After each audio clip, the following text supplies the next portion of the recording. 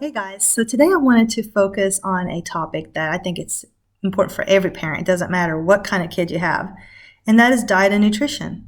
For a long time, my daughter was on a very restrictive diet where it was basically called low copper diet, and it involved not eating any kind of um, high copper foods. That was like chocolate and nuts and leafy green vegetables and processed meats, organ meats.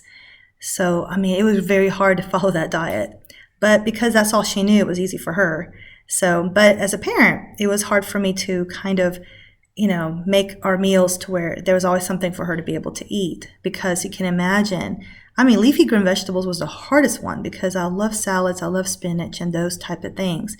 And beans also, she could not have beans. So it was really hard.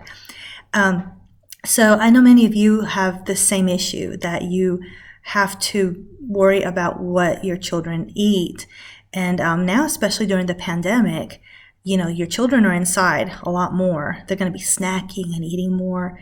And so I think nutrition is a big part of, what's on the back of our minds, I'm sure, each day, especially if you're a working parent and you're leaving your kids at home. So they're fending for themselves and they're having to, make their own meals.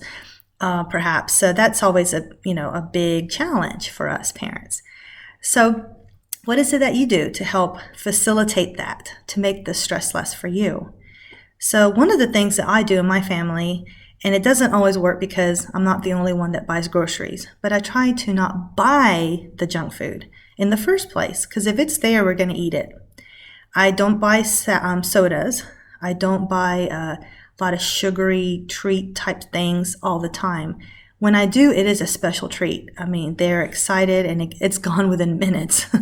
So, but it's not a regular thing. We don't always buy lots of junk food anymore. We used to. So it's been a change for us and it has made the world of difference that we're able to actually have healthier options for the kids to go to when they have the, sweet tooth or snack, they want that snack. Things like popcorn. We love popcorn. I buy oranges. I buy fruits. My kids love fruit, and they love fruit juices as well. Now, those are really high in sugar, and depending on the kind of fruit juice you buy, it might just be high fructose corn syrup, flavored like a juice. So you need to be careful there too. Another thing that we try to do is we try to have balance, so we buy a lot of different kinds of food. Now, I'm from Puerto Rico, and so I tend to make a lot of rice and beans and those kinds of things, a lot of Spanish food. My kids love it, and so does my husband.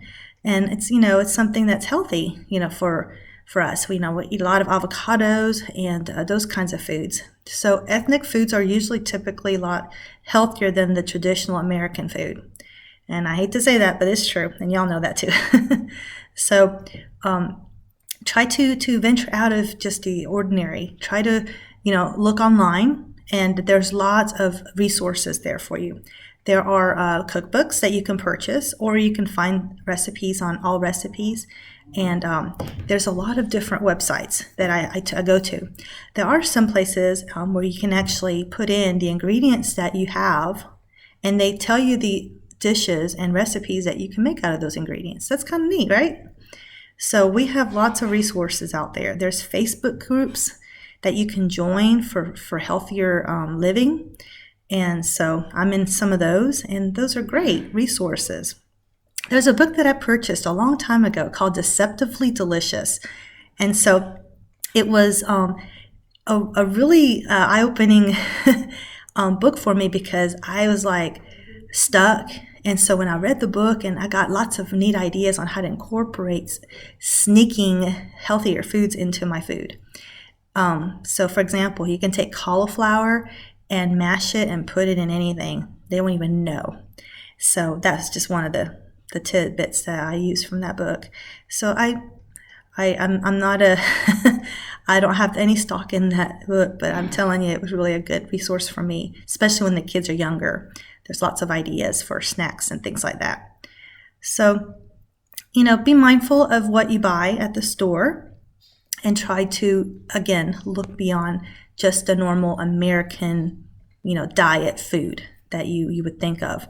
Macaroni and cheese does not make a meal, in spite of maybe what your parents might have fed you. Balanced diet is very important. And also, let me mention this. If you have a very picky eater, which I did for many years, there is light at the end of the tunnel. Your children will outgrow most of their pickiness, I promise you. And if they don't, in the meantime, again, try to do some healthier alternatives. If your child, all they eat is macaroni and cheese, or all they eat is chicken nuggets or whatever, try to spend a little extra money and buy the chicken breast, chicken nuggets or the strips versus the reconstituted chicken stuff that they sell. For the macaroni and cheese, you can incorporate, again, lots of, different things in there. Sneak in the cauliflower, sneak in whatever you can into your macaroni and cheese. So I hope that I gave you all some food for thought, no pun intended, and that you guys hopefully can get a little bit of inspiration from some of the ideas that I gave you and that we use in our family. So good luck on your journey as always, and see you soon. Bye-bye.